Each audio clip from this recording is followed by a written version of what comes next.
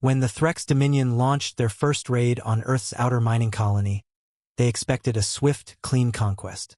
Their warships had subdued dozens of primitive and advanced species across the Orion Arm. Earth, classified as a death world by the Galactic Council, was known more for its dangerous wildlife and volatile atmosphere than for strategic significance.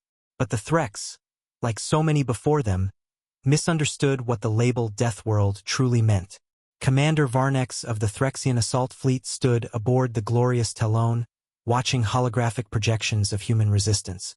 "Minimal military presence," he muttered. "No planetary defense grid. No orbital platforms. This will be over by nightfall." He couldn't have been more wrong.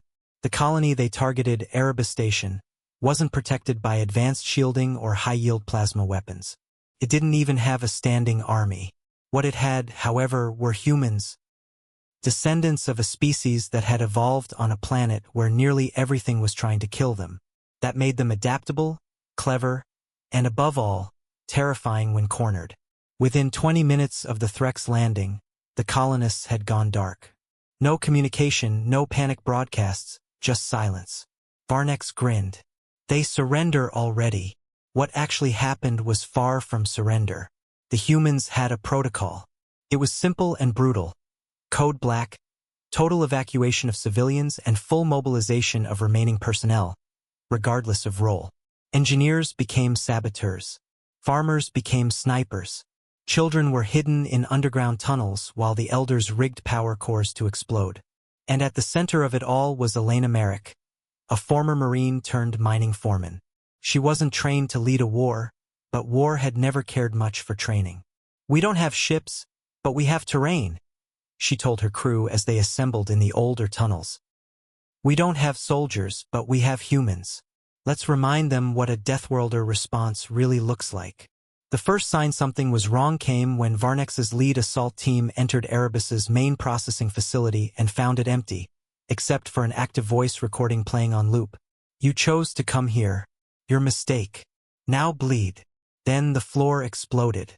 Crude explosives, repurposed from mining charges, tore through the Threx units. Plasma bolts ricocheted off jagged tunnel walls, as human sharpshooters, hidden in ventilation shafts, opened fire with modified rail tools.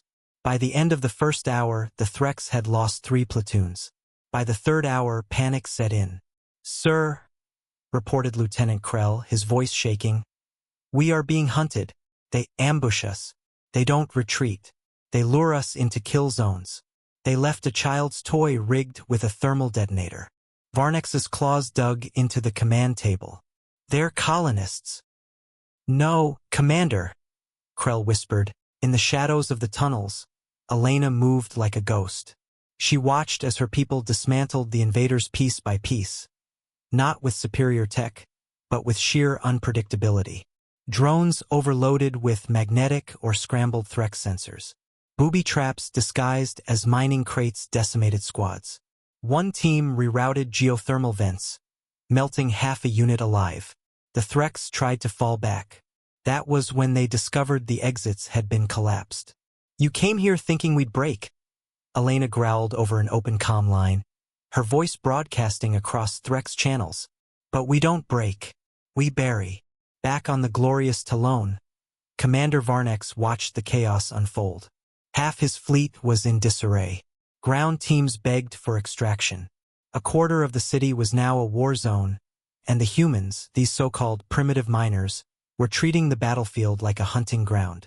Varnex issued a full retreat, but it was already too late.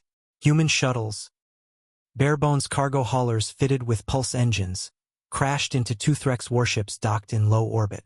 The detonations were small by galactic standards, but targeted precisely. Fuel lines ruptured. Power grids failed. One ship collapsed into Erebus's upper atmosphere, a fireball visible even from orbit. The other drifted, lifeless, silent. For days later, what remained of the Threx fleet limped back into neutral space. Galactic news channels were flooded with footage.